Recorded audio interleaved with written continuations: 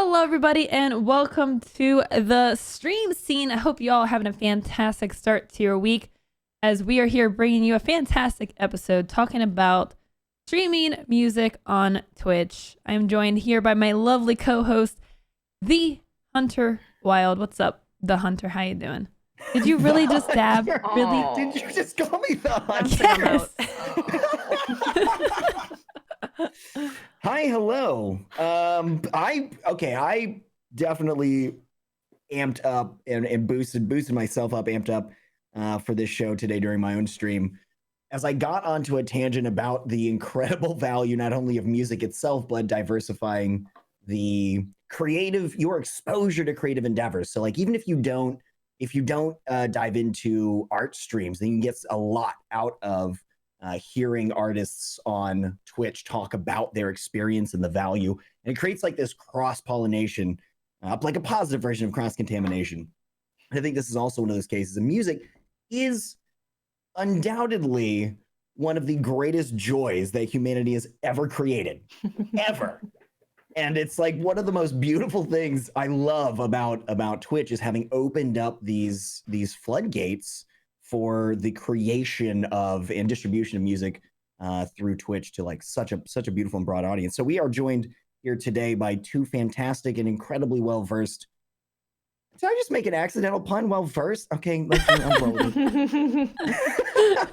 Content creators on the platform, MeganLenius and Shannanina. If y'all wouldn't mind introducing yourselves, tell us about you, where we can find you, and why you're here with the music-y stuff.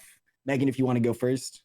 Hello, my name is MeganLenius. I've been streaming music on Twitch for like 3 years now. You can find me on twitch.tv/MeganLenius.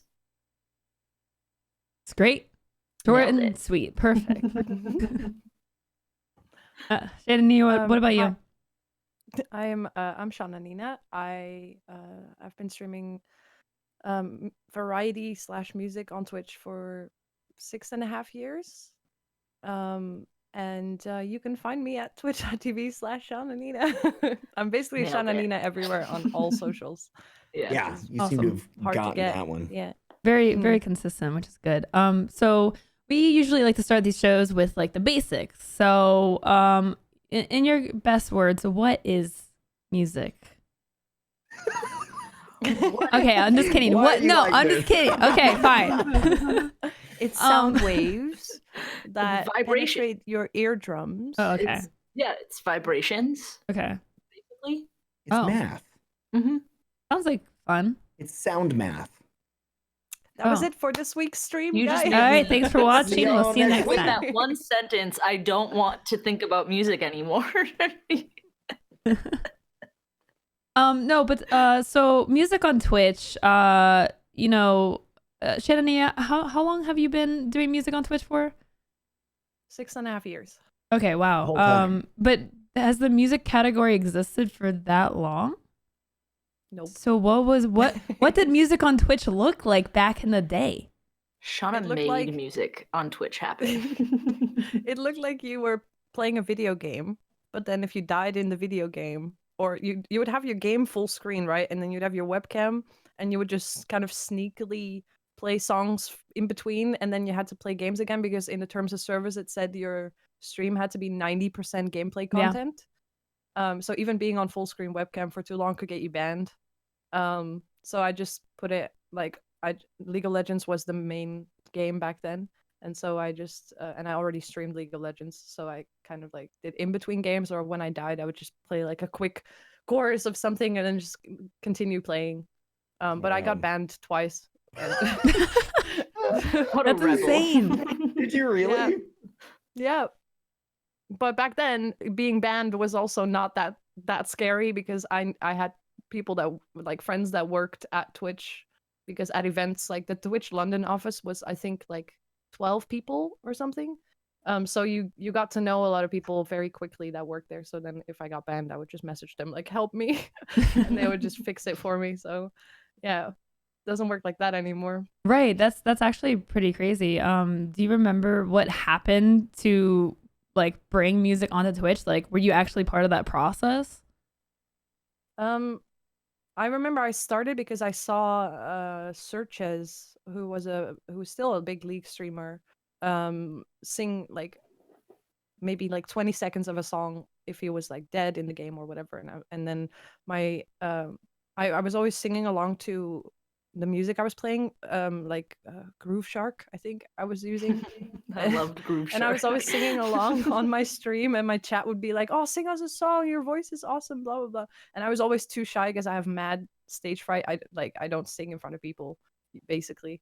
And then I started doing it, and I started getting more and more positive feedback. And then I kept doing it, and it was because of Searches, and also Mike the Bard, who was then TVS Bo, was doing Arma roleplay with music and stuff as well. Mm-hmm. So yeah, that's kind of that was the only people that I knew that were doing it, but I bet there was more. But it was just us three kind of goofing around, and then it turned out that if you're one of the few people doing something, it gets a lot of viewers. So I kept doing it and kept doing it, and then it was probably the most successful content I was making back then. Wow, that's incredible. And now look at how much Twitch has changed in just a few years. Like now they fully embrace, just chatting. Like a lot of people's streams are just about like being on full screen, like not any gameplay at all. I know that I've been doing that more, and you have like the music category and creative and cooking and food and drink, whatever. So it's the platform has come a long way in that time, and I kind of want to talk a little bit more about the directory and like how it looks now. Because I know that it's like a lot of new people trying to get into Twitch right now, right? There's a lot of new people jumping into the platform. So what does the music category look like now on Twitch? There's a lot of people. I mean, even from when I started, because like Shauna started when there was only a handful of people that played music in any sort of manner. When I was on, it was still, you could still count them, like you could name all of them. And now it's really kind of incredible how many people have started streaming in the last just couple months. At least for me, like numbers wise, because I already had a following in the music category, it's really only like helped my numbers because I'm already like farther up in the directory, and it's just more eyes that are on the category. But I'm sure for some people that were like grinding months ago before this started, it could be like a definite like incline in what they're doing.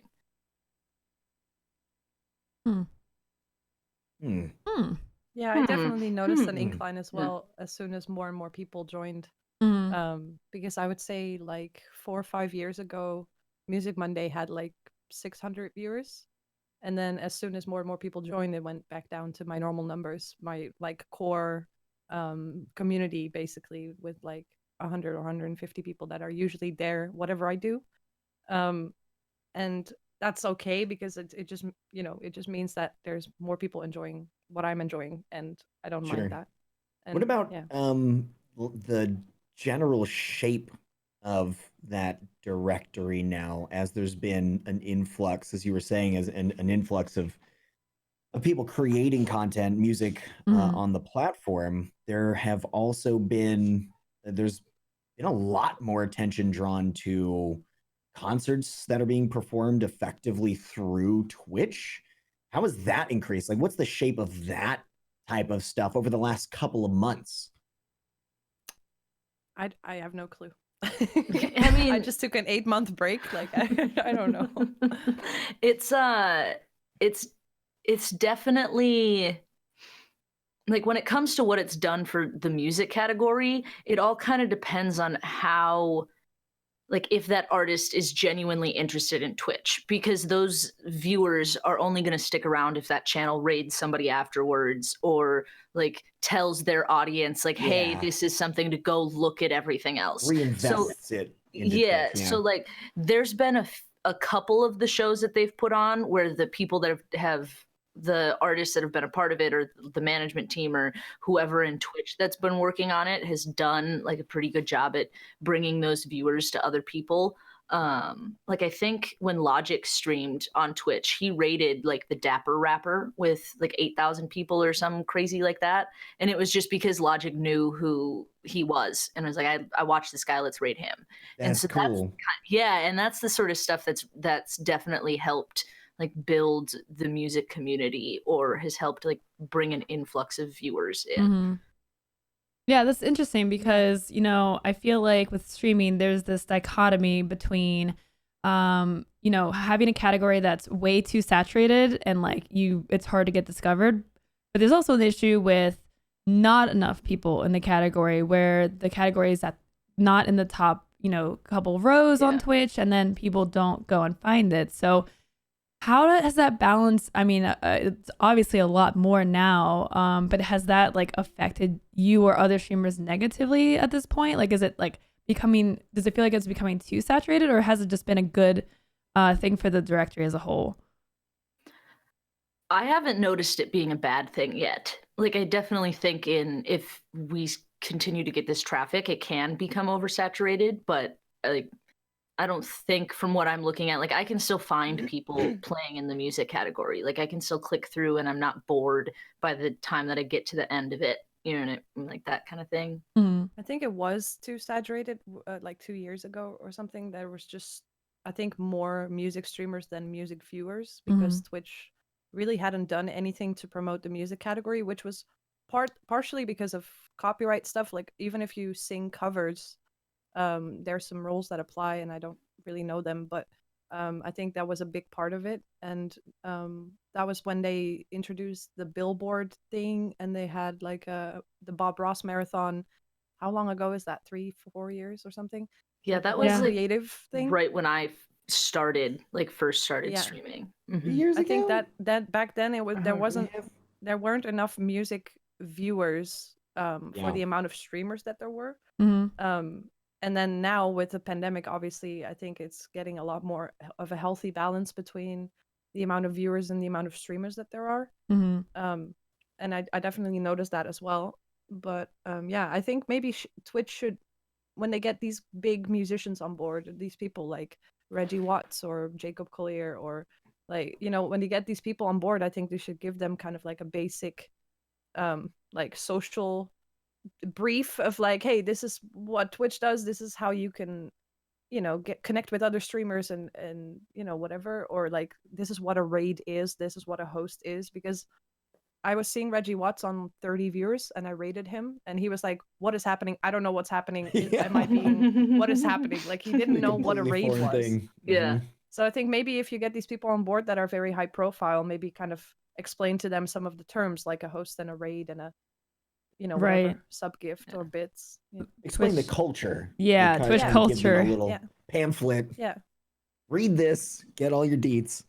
Yeah. So it was, what was it? 2 weeks ago, Twitch held a fundraiser for the, you know, relief efforts that are going on right now. And that was I'm sure a massive boost to that category, right? Like that, I'm sure brought a lot of eyes into the music and performing arts category. And Megan, you were part of that, weren't you? What was that experience like? It was really cool. It was the first time that I was like incredibly nervous for a stream. I bet, yeah. Oh yeah. There was because there was 100,000 people that were like pretty consistently watching it. But it was pretty incredible. It was it definitely, I mean, from being a part of it, I definitely have like there's an influx of viewers and an influx of people that sorry, my mic. There it is. All right. My microphone gets a little sometimes. It has to like think about what it's doing. Me too. But there was definitely an influx of viewers, and I think there was also like that did a big thing for cross-pollinating. Like there was a lot of people that were totally invested in the gaming side of Twitch and had no clue about music. So I think that definitely brought in a lot of people. It also, like, including some of the people in the music category, I think that also legitimized a lot of like musicians to the inside of Twitch, like the corporate area. A lot of these people that are bringing on these big artists and don't understand that there's legitimate potential in musicians on the platform. And I think that brought a lot of light to, you know, Twitch in general. I like that. Yeah, for sure. I feel like that was like the boost that the directory needed, like the awareness boost, right? That I feel like a lot of creative categories currently struggle with. Like we've had discussions in the past with like creative streamers and just not getting those eyes on the directory. And I feel like that was music's moment right there to really just showcase all these awesome creators. So really, really well done. Discoverability has always really been a problem for music, for multiple categories, but also for music, because then you start thinking like, what am I doing wrong? How, like, you try all of these things. Like I've been like, in November, it's been 7 years. I never really took a big break, and then last year in June I had a burnout and I didn't stream for 8 months. I only just got back because of the pandemic, and I literally, like, I work at a bar now and it's closed, and I was like, okay, I feel like streaming again because it's fun and I'm now not financially dependent on it anymore, so it's more fun. And I don't care about sub count and I don't care about view count anymore. I don't care about donations anymore. I just want to stream whatever I want. And that's the right mindset, I think. But back then I was like, oh, it's always the same thing, because you're not going to learn 30 new songs every stream. So you just at some point feel like you're repeating yourself. Like all the music streams are the same, and there's always the same people, never a new face. So I feel like right now is a healthy it's a healthy community right now, but definitely it's not been very how do you say that? There's not been any fresh blood. Last year there was a really big lull in just viewership in the music category, and there's a really like down point, which makes me be even more like, oh, it makes sense that it's really big right now because it was kind of at its lowest last year. There was just a lack in new faces. That's interesting. So, you know, how do you guys bring fresh content like into your streams? Like how important is that to keep learning new songs, or like trying to change up like the pace or the flow of your stream, right? Like, because I'm sure it's like you got to balance regulars versus new people that come in and want to see like your best, right? So how do you do that? The biggest thing for me that's helped is I stopped my song queue. I stopped playing in order. I just use it as like a suggestion queue. So if somebody wants to donate or subscribe and request a song, like I'll definitely play that. But any other free requests, I just kind of pick and choose from them, or I play whatever I want. And people now that watch my stream just kind of know I'm gonna do whatever I want, and that really helps the like dance monkey dance kind of mentality of people like trying to just make you play songs that they want you to. It also kind of pulls you out of the lull a little bit, but it is the same, like Shanna said, it's like you're not learning another 30 songs before each stream. So you do have the same song list that you're still picking from for the most part. But I try to just use it as a suggestion based. And then I stopped kind of thinking of my streams as performances. Like I put less pressure on myself. Like it's more of, I think of them as practice, and of just like, I'm gonna talk to the people that want to hang out with me, and I'm gonna do whatever I want to.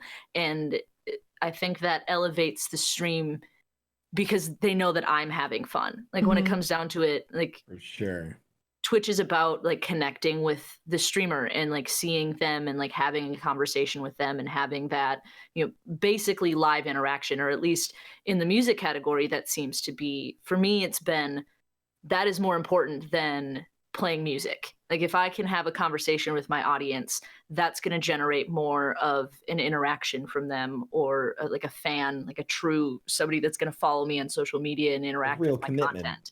Than me just sitting down and playing covers 24/7. I think that's the beauty of Twitch, is that personal connection, like the interaction. Like that's what people want, and that's where Twitch really shines. So I think it's a smart thing to have that like casual feel, I think, while sometimes still having like that concert performance type like show, I think.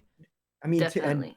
To that point, do y'all put on any intentionally like like overproduced, constructed sort of concert style things on your own channels where it's like a once a month event, once a quarter, hitting special goals or something, you're going to have a whole production? No, I've never been a performer, as in I don't like playing in front of people. So my stream has always been the kind of vibe of like just hanging out, just being weird with instruments. And at some point it became super repetitive, and then I got a loop station so I could do new things and like figure that out. And then it became repetitive again last year. And then I took that long break, and now it's fun again. Like it's just I'm trying to figure out how to keep it fun for myself without having to do something completely different every time, because Right. it's just too much energy. And especially if there's a lull and you don't get any energy back from growth or something like that, it's just a lot of like how do you say that? It's just it feels like you're putting in energy for nothing, even though it's not, because there's so many awesome people that are there every time. That like I took 8 months off and I came back, and those people were still there. Like I still had like 150 people that were subbed to me after 8 months of absolutely no content. And it was just crazy to see like that core, and that's why you need people that would watch you whatever you do. But yeah, I've never really had it as like an official kind of performance vibe, even though I've thought about it, because it would be nice to kind of be more focused on the sound you're putting out, instead of reading chat while you're singing and like just talking about bullshit and making jokes. And yeah. I've thought about it. I've never tried it though. Well, so this kind of like brings up a question that I have is like, do you guys stream other things outside of music? Like, and how much of that, like, are you just coming on Twitch to do music? Do you do other things? Like, how much do you do outside content? I will play video games for sub goals. I don't play games at all. So like the last sub goal that we had was I played Mario Kart with my parents on stream. and so like, but I'll play various video games if somebody really wants me to. I'll do it for a certain sub goal, because I just don't play video games ever. I do a lot of like, if I do a specific event or something, like I'll stream a live show if I have a concert. Or like when I was rehearsing I played a show at TwitchCon the same weekend last year, and I streamed the rehearsals for that, which was really fun. Like that was Cool. So I'll do stuff like that that's a little bit more polished, but people almost tend to like that they see the process of me making a song to be performance ready, and it's almost like a build up to when they do see it or they buy a ticket to the show, they can see like all of the work that I put into it. Like a behind the scenes kind of thing. Yeah. I've my stream started as I played 14 hours of League of Legends 7 days a week and streamed that. And then after 4 or 5 months I was partnered because if you just stream 7 days a week 14 hours a day, it works. But then it wasn't very sustainable, and but I always streamed 6 days a week. And so I didn't want to do music 6 days a week because it just wrecks. Like it just after 3 hours of a music stream, I'm so tired. I bet, yeah. So with gaming streams, I can just keep like stay live for a lot longer. And so I started doing music Monday and Thursday tunes, and then Sunday, Tuesday, Friday, Saturday would be gaming streams. And at first I was only League of Legends, and then it was only Counter-Strike, only Hearthstone after that, and then I became a variety streamer because I just got bored. So now I play whatever. I love indie games and platformers and stuff like that. That's cool. And now I'm getting back into League of Legends again. Uh-oh. Be careful. Yeah, I know. After 4 years, I'm back. But I'm originally like my first real game, like esports kind of game that I play was StarCraft 2, and that's my like start into Twitch and watching Day 9 TV, and like that's how I rolled in. Yeah. Well, just in TV, but yeah. So in terms of like the professional aspect, how much of the content that you're making on Twitch, how much of that overlaps with like outside stuff? Because like, do you guys put out albums, or using YouTube or Twitter to promote your content and your work as well? I put out songs, I record them. Twitch comes in handy because I fund all of that through Twitch. So instead of having to do Kickstarters, I just put up a donation goal.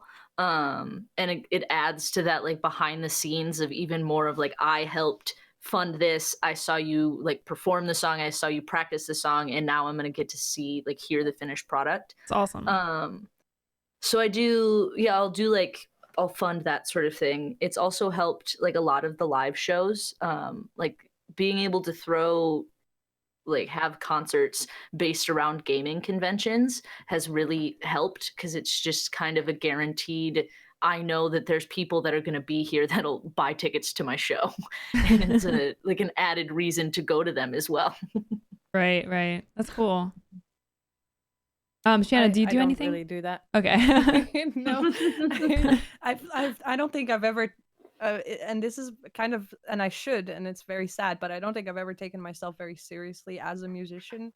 I always thought of myself as somebody who happens to know how to make music, if that makes sense. But now, actually, since the start of social distancing and stuff, I decided to, because everybody always tells me, you should do something with that. You should, and I'm like, I do Twitch, like that's enough, because I just don't like performing, and that's all. But I started learning how to use Ableton, and I'm now on like week 1. I'm on day 6 or something, but it's super slow and super overwhelming, and it's for those of you that don't know what it is, it's basically like Photoshop for sound. Basically, Okay. like video like anything editing, you can think of that you want to make sounds, Mm-hmm. you can make it in there. Yeah, That's cool. So I've started using that, and it's really opened up a lot of opportunities for me to make a different sound than just a piano and a guitar and harmonies. And I can record a bass line or a weird drum and bass bullshit. Like I've said bullshit twice now. I'm sorry for swearing. Third time for emphasis. I'm sorry. But yeah, it's really been an eye-opening thing, and it finally gives me the possibility to actually make things sound like what I want them to sound like in my head. Mm-hmm. Because with real instruments, you're always very limited to what it sounds like. So that's been good, and I actually do really want to put out some songs or like an album or whatever. But I'm definitely not even halfway yet. But I'm getting more motivated to do it, and I believe that I can now, which is a big step. That's Heck awesome. Yeah. Now, Because of Twitch.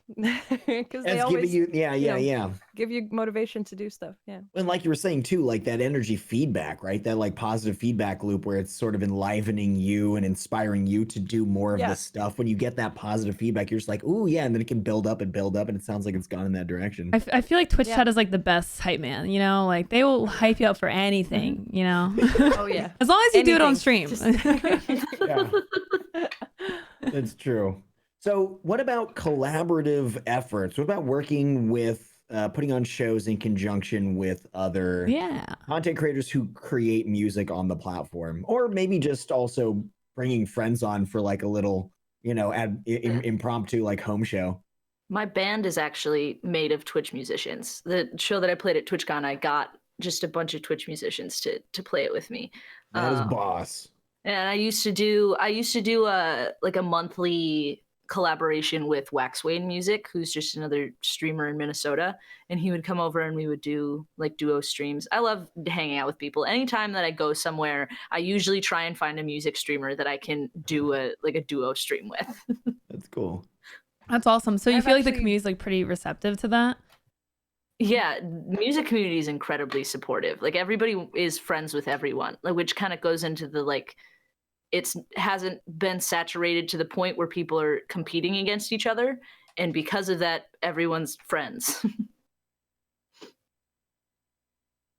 I'm sorry, I was distracted by chat. Yeah, that's I feel the same way. We organize a meetup in Holland every year, where the first time Megan actually was there, and Raquel and Sam, and there was a bunch of people there. I'm not going to name all of them, but like it's really awesome to see, because it felt like such a lonely directory for so long, and then that meetup that was the first time I realized that this was like that there's so many people doing this now. That was actually the first time I realized that, because it's, when you're back home at your PC, it's hard to see the big picture. So that meetup was really awesome. And I finally, because when you're watching other music streamers, you're singing along to them, you're like doing harmonies to their stream, and you're like, I wish there was no delay and I could just like fudge and collab with them easier, because especially not being in America, it's very far away. So yeah, I've definitely done that at the meetups, and last year was amazing too. And on Twitch Sings, I've done duets and like open duets and stuff like that. That's been really awesome, actually, for getting to know other music streamers as well, because I don't really watch Twitch a lot in my free time anymore because of that burnout thing. So I need to like get away when I have free time. Oh yeah. But Twitch Sings has really gotten me a lot of new friends that like music and that make music, and That's especially interesting in too, Europe because as it's well. like built right into now, like built right into the site, and how all of that functions, then creating its own sort of on-site collaborations or minimal effort on everybody else's part. Yeah, and it's easy to like, you can follow them from the game. You don't have to like go to their Twitch channel, and it's really well done for discoverability, I think. Yeah, that's super cool. Didn't Twitch make some changes to streaming music on Twitch in the last like year or so? I think like they like streaming like karaoke, I think, or song covers wasn't like considered music on Twitch. Am I getting that right? They did update their terms of service for music, because it was always kind of a gray area, like when they first created the music community, and they never really they just kind of lived in that gray area and just never really mentioned it, because nobody was really watching it. Right. So there wasn't anybody like asking about it. So they did update it to where you can't sing, if you're creating the music, you can sing covers. Is basically what the rule is. So if I'm playing guitar and I'm singing the song, as long as I'm singing it in like my own version, then I can play it. If it's a karaoke track, the only time that's okay is if it's on Twitch Sings, because they have rights to all of those. Right. So just like but they're how still not it's really enforcing that. Yeah, again, I don't know if I think it's just because I don't think they have to. Like, I think they're just, it if you still play along hasn't. to a YouTube video, it's fine. I mean, it's got to be challenging to enforce too. Just with the breadth of Twitch as a whole. Well, yeah. I mean, it goes into like DMCA claims, right? Like DMCA live content is really tricky, because you have to do it and catch it within the span of it happening live. And Twitch protects themselves by muting VODs and muting clips. Like, that's why that exists.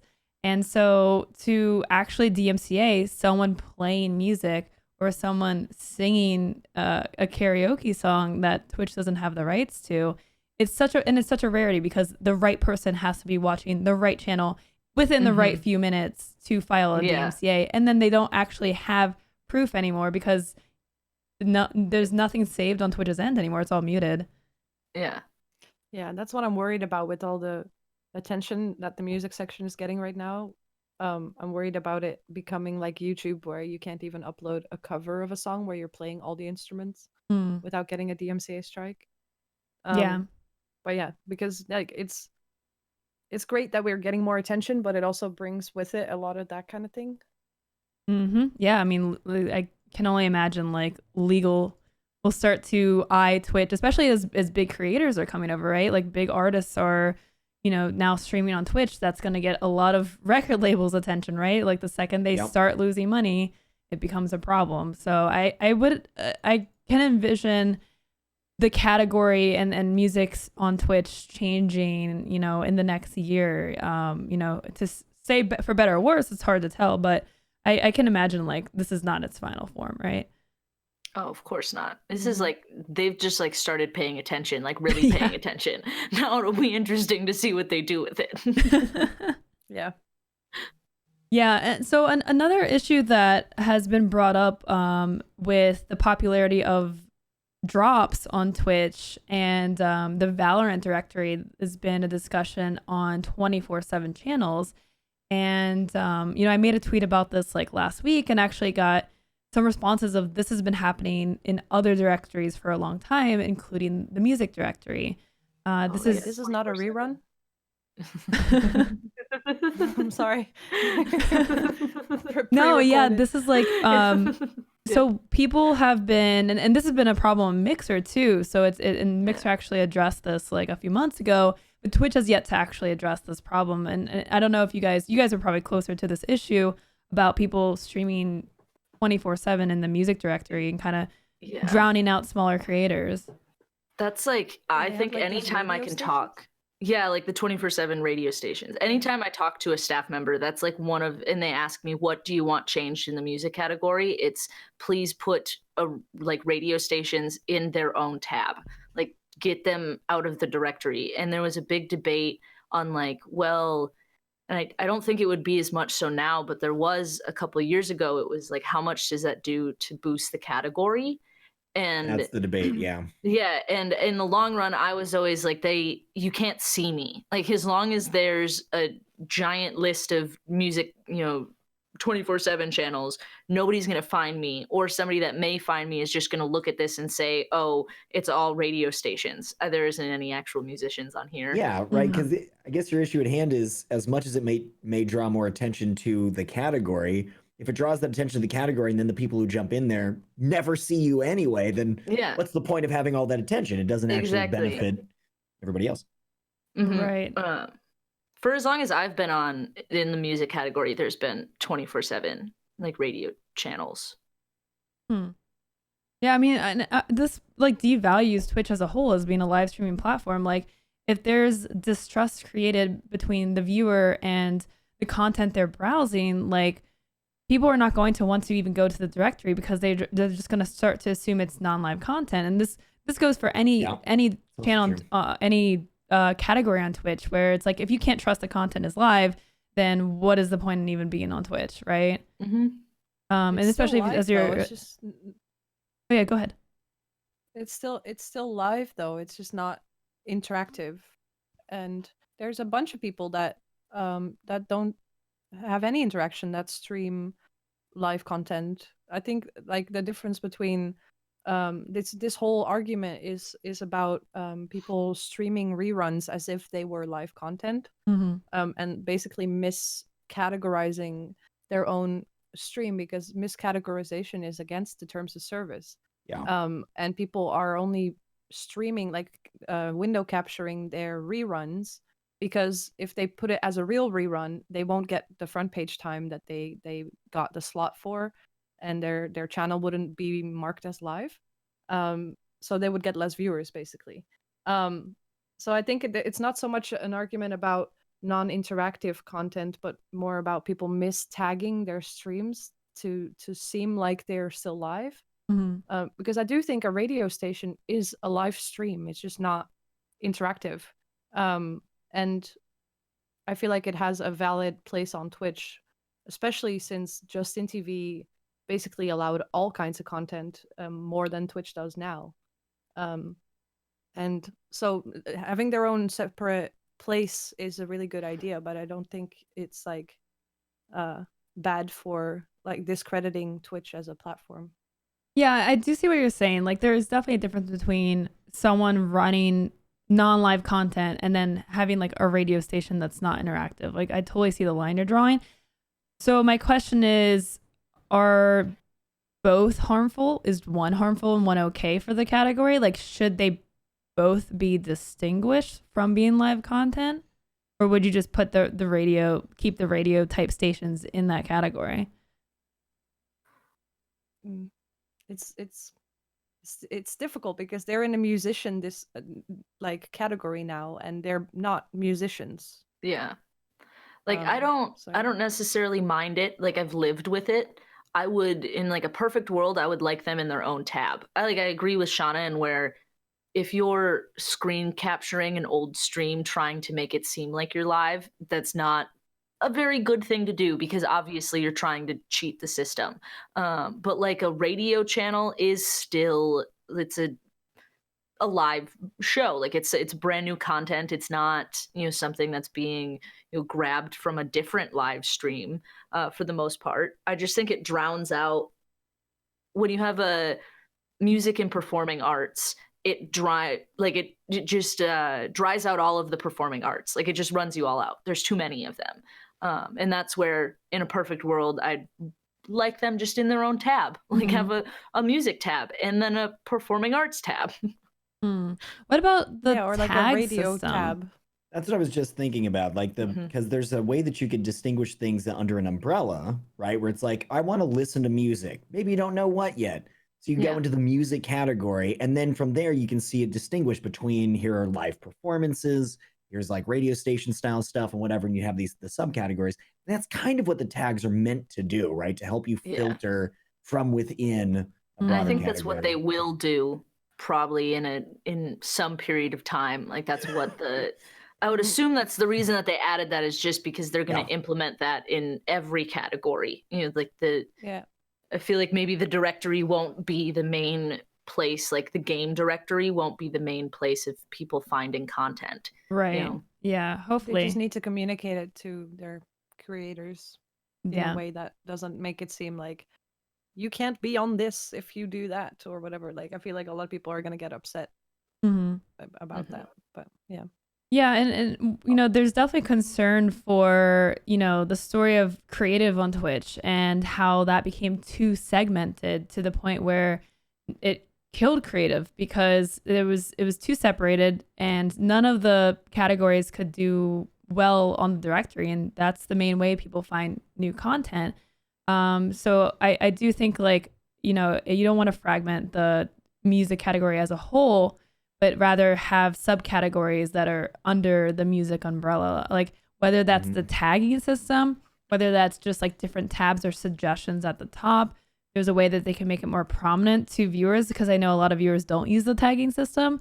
There's a way that Twitch could kind of encourage that in a way for people to like prompt them to like select tags once they're there and see what tags they can select. I think that's another thing. And like what you said, Hunter, people might look for music, but they don't really know what they want until they're there and they kind of are shown the options, right? Like it's kind of hard to think of, I want to find this type of content on Twitch. Yeah, I know that's often true of me, just looking scrolling for music in general. Yeah. What's that? It's usually just mindless scrolling and seeing like, oh, this looks like a cool guy. Like the preview looks cool. That's it. That's all. I'm not like, I want to listen to a guy who plays indie music with a guitar. Like that's not what I think. I just think I'm bored. This is a moving image. Like that's it. Yeah. I mean, sometimes I know exactly what I want to listen, because I'm listening to music almost constantly when I'm not streaming or have the TV in the background, is one of the things we were talking about beforehand. But I don't necessarily go in every single time and pinpoint precisely what I want to listen to, right? Having a suite of suggestions is helpful. I'm like, I wouldn't even have thought of that. And that's exactly what I want to hear now that I've been, now it's been recommended. Suggested it. Yeah. They're starting to do that with like suggested channels. Like I definitely get a handful of people that come in that are like, this just showed up on my recommended music channels tab. I found the best. It's now my favorite channel. That I found it through suggested channels. It's called Bubble Puppets. I love Bubble Puppets. I found it through suggested. Like my first raids ever. That's how Twitch. This is how Bubble Puppets is how Twitch was when I started. Yeah, that's what it was like. It restored my faith in music in Twitch. I mean, yeah. That's interesting. That's awesome. So we had a question from Wes in chat who asks, I wonder how much new equipment plays into music streams.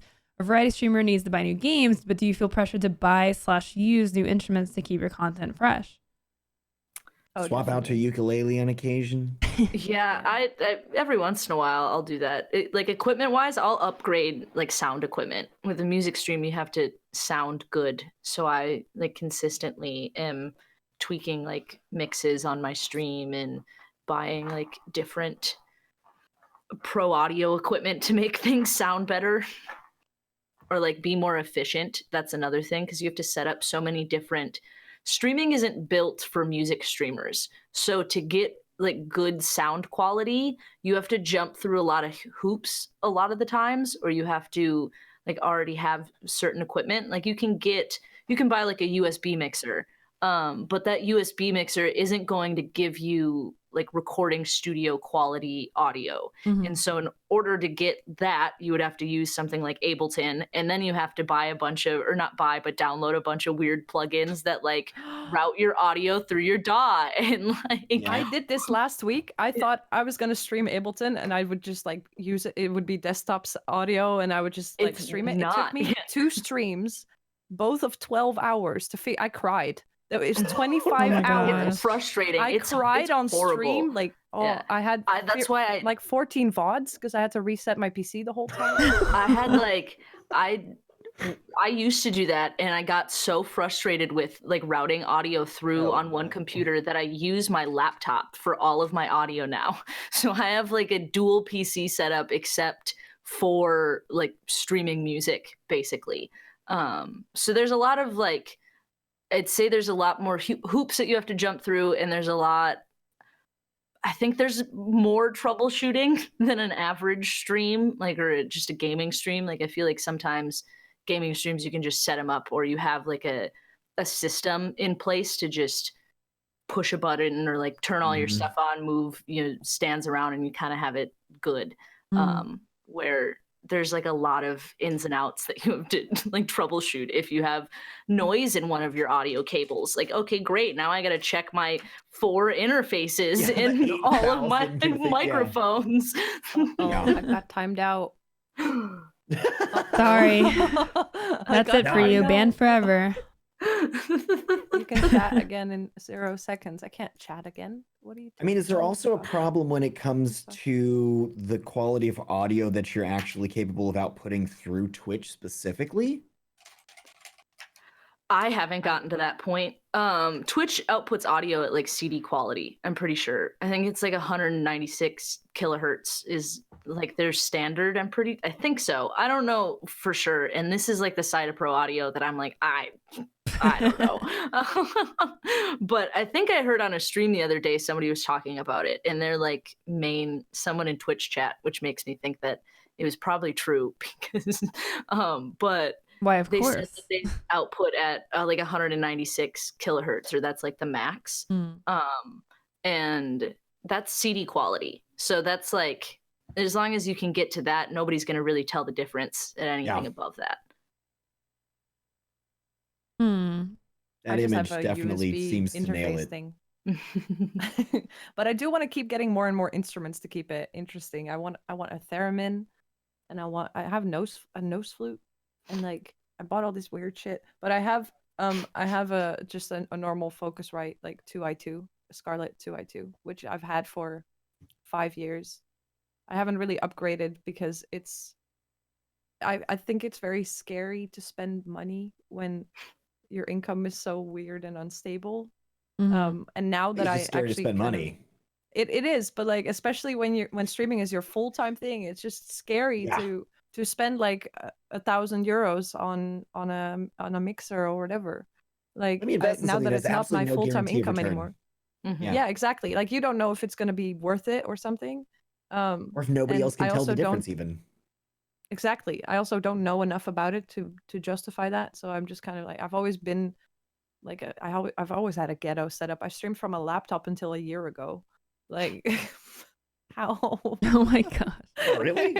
Like, well, yeah, I feel like as long as I sound good, I don't need to like exactly like look good. I don't mind as long as it sounds okay. And, I'm all right.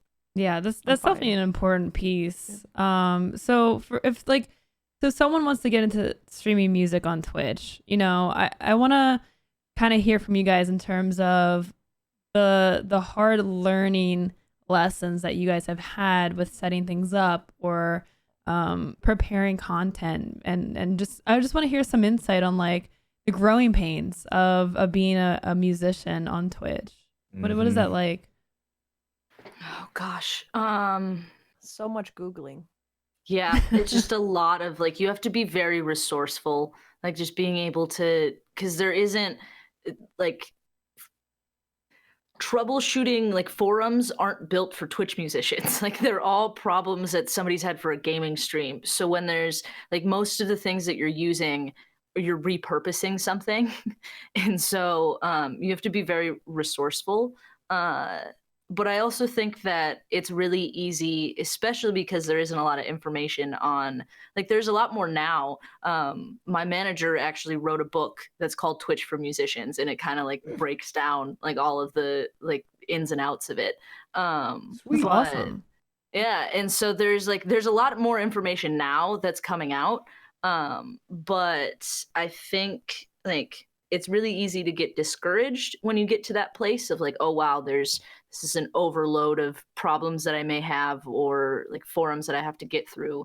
And at like the end of the day, if you have something that sounds okay, like if you can start your stream up, like that's farther than a lot of other people have gone, and like you'll figure it out on your way. Like that's almost a fun of the music category, is catching somebody who starts in like catching someone in their first month of streaming, and then watching them get the hang of it and building up their streaming setup and learning how to like make their stream sound better. Mhm. There aren't a lot of a lot people. easier than like Yeah. 7 years ago.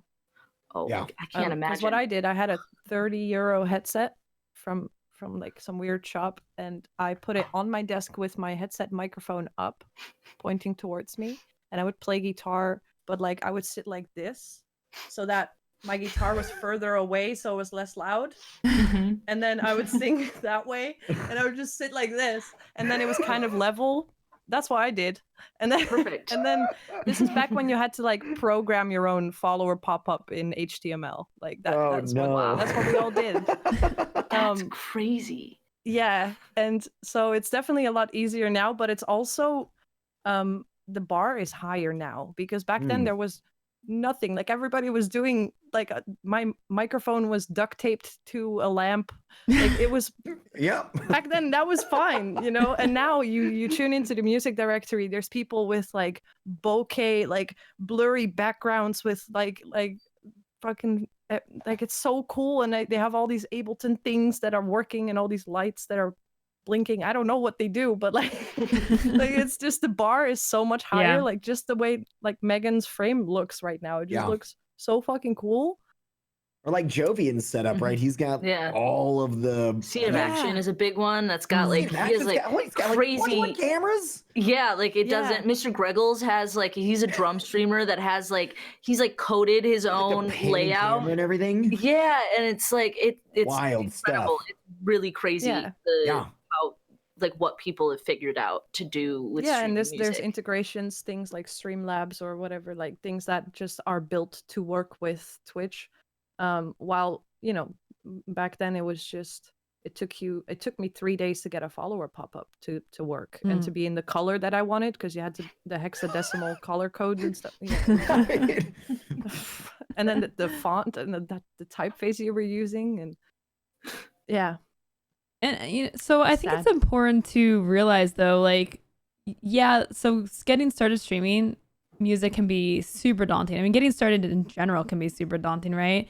And we talked about this last week when we were talking about podcasting. I think it just is a reoccurring theme that we need to push, is like, you need to try it. Like, you need to start streaming. Don't worry about it being perfect, it being super fancy. Like, you don't need coordinated lights or, like a mirrorless camera to start streaming. You should just set it up, get a microphone and a webcam that works. Just try to start streaming and build from there, right? Otherwise, I mean, you could spend forever trying to have the best produced stream, and you're just going to get overwhelmed before you even hit the start streaming button.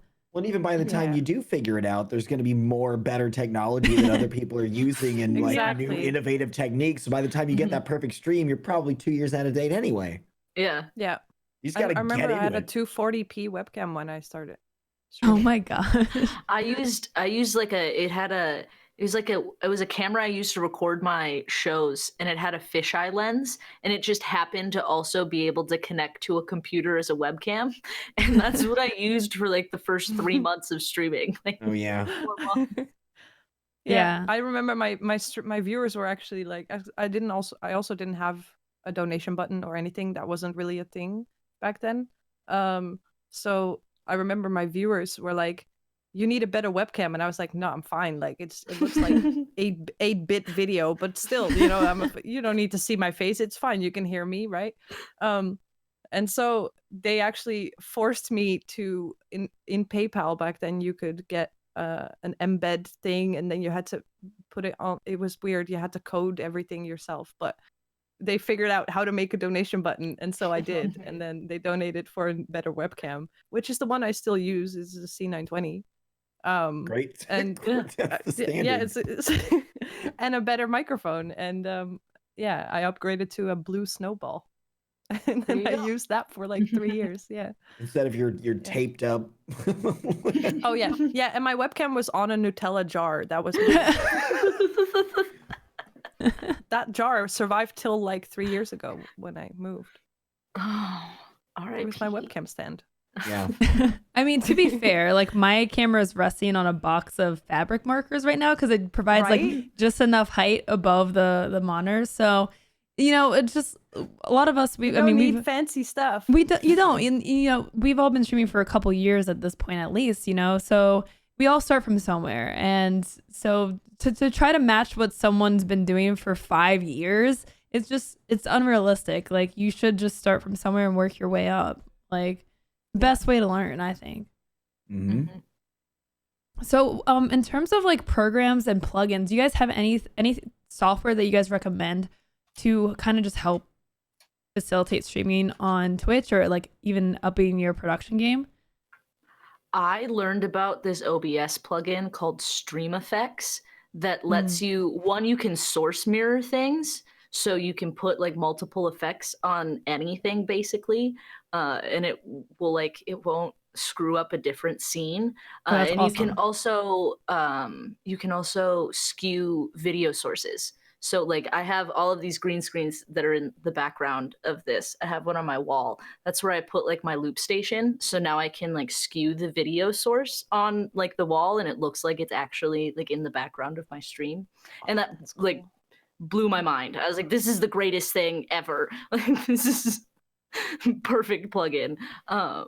Yeah, that one's like my new favorite. I recommend, at least for me when I started streaming, because I was already doing like some music production and I already had a couple different computers because that's just what I had done. It was really easy for me to do a 2-computer setup and to just run all of my audio through my DAW is like the technical term, and then just route that audio into another computer that was running OBS. And nice. I wish I knew how easy that was and like how much better it is to make your audio sound good, because you can just mix it like you would any other song that you're recording, and then that's what stream is hearing.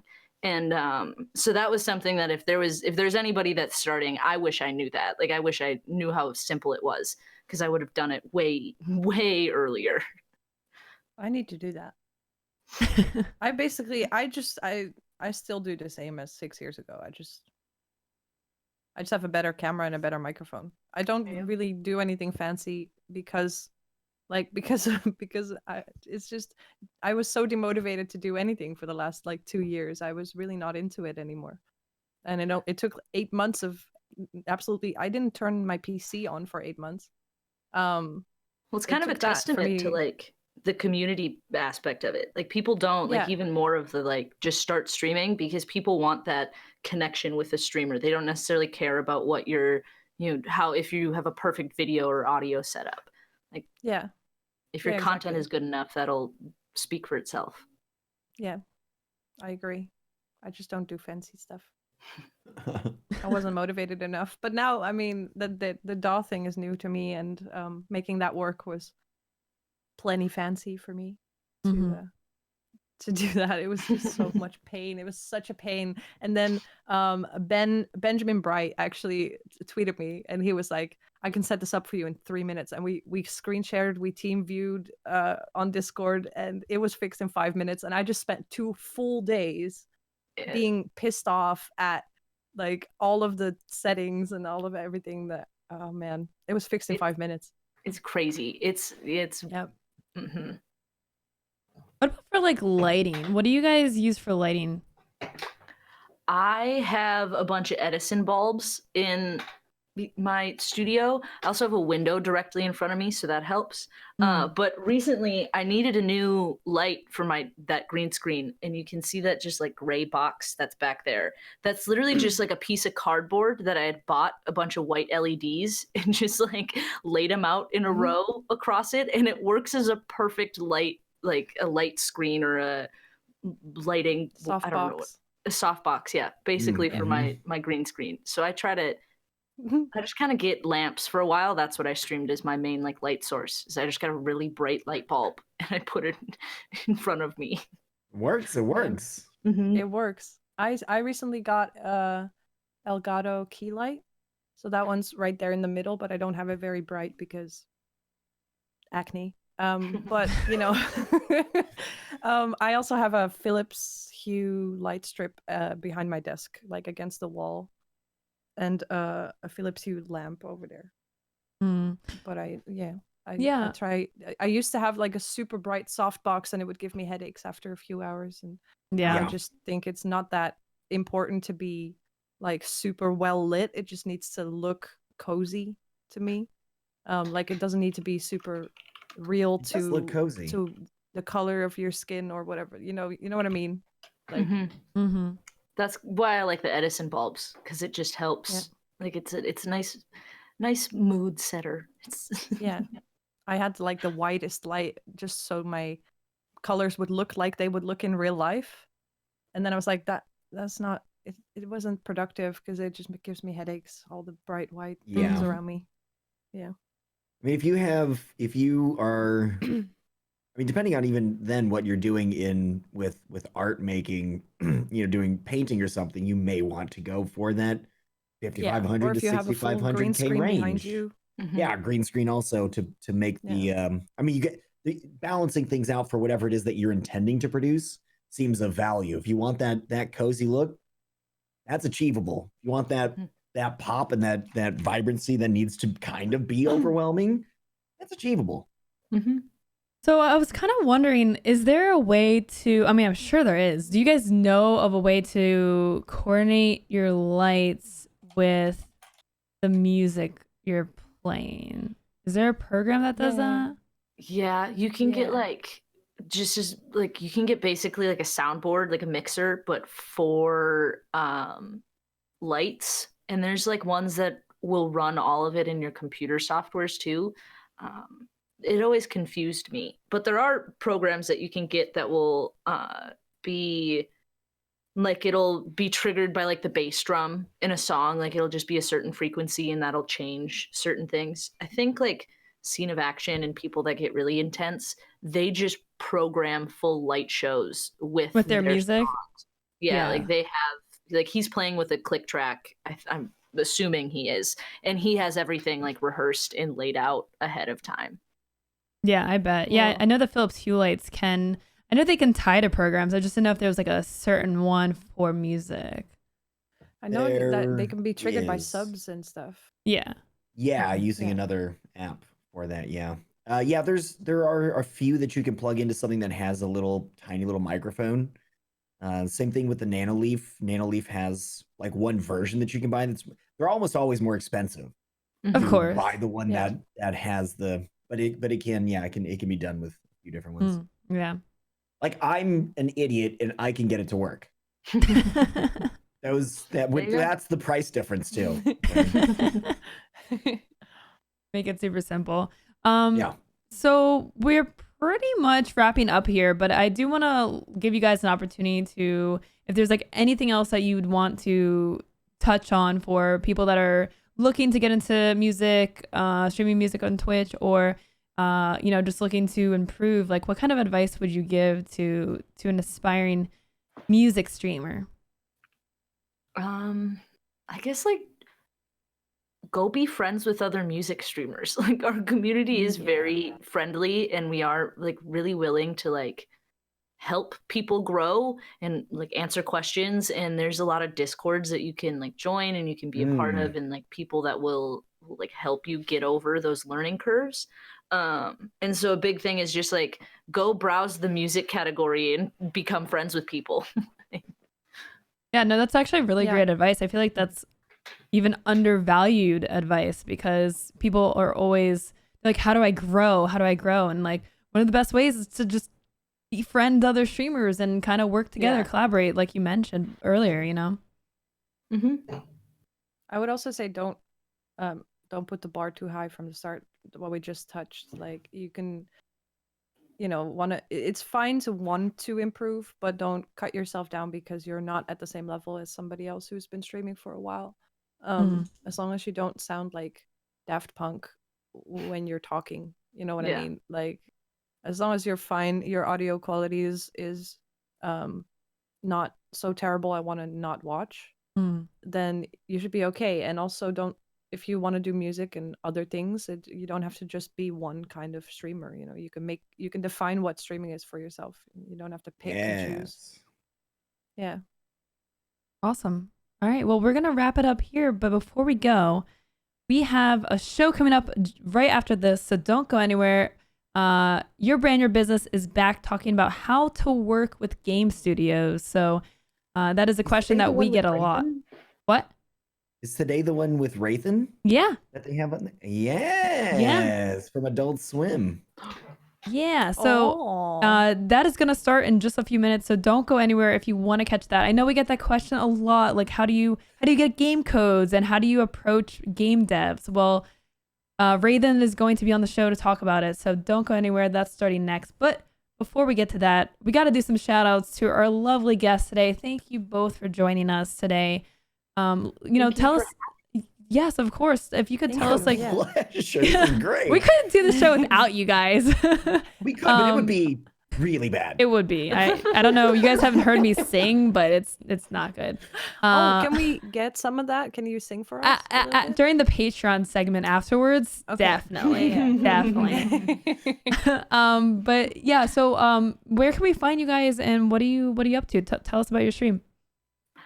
I stream 5 days a week, every day, but let's see, Tuesday, Wednesday, and Sunday. I'm streaming music on my channel. You can follow me on everything. It's MeganLenius. If you want to know how to spell my last name, it's genius if you replace the G with an L. Very clever. Wow. That's cool. Now I finally know how to spell your name. Man, there you go. Searching. Yeah. My name is just Shannanina everywhere. And I don't have a schedule right now because I'm trying to not take my Twitch so seriously anymore because it stresses me out. So I'm live whenever, probably later, like playing League of Legends, or I don't have a plan. I'm just there or not, and I'll let you know on Twitter. They should follow you on Twitter then, so they can figure out when you go live. Twitter, and Instagram, but mainly Twitter is where you will know, or Discord. But yeah, awesome. I'm not that professional right now.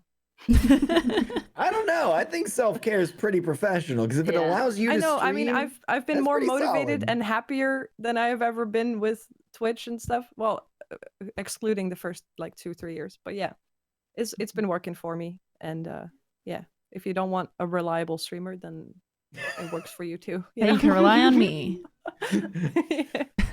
Yeah, I'm reliably unreliable. Hunter, what about you? What are you playing lately?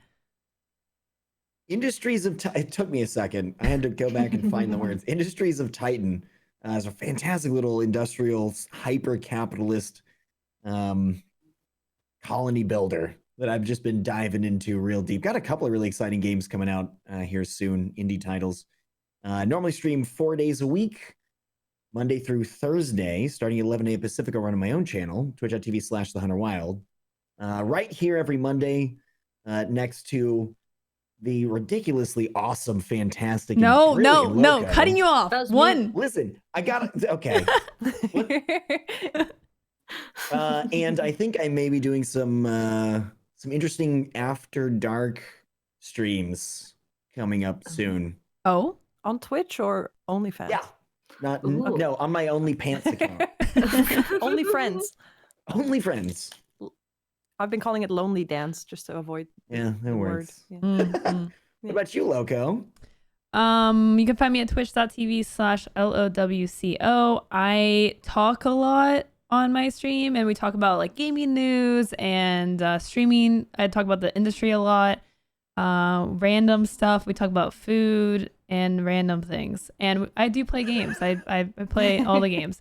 So I know it's very, very specific thing that I do. But yeah, so you can find me there. And here every Monday. If you guys enjoy this content, make sure to follow the channel. We have 5 shows every single week, Monday through Wednesday. So like I said, we have a show coming up right after this. So don't go anywhere. And thank you for watching. And next week, we're going to be talking about cooking streams. yes. Bring in cooking streams if you want to just do it on occasion, like pop out a cooking stream once a month, or if you want to be a full-time creator of all of the gourmet on Twitch. Got you covered next week. Yes, and if you need someone to eat your food, I will volunteer myself. It's a tough job, but I'm ready for it. Me too. Stream doctor into food doctor. Yeah. Thank you all for watching. Your brand, your business starts right now. We'll see you next time on the stream scene. Bye-bye.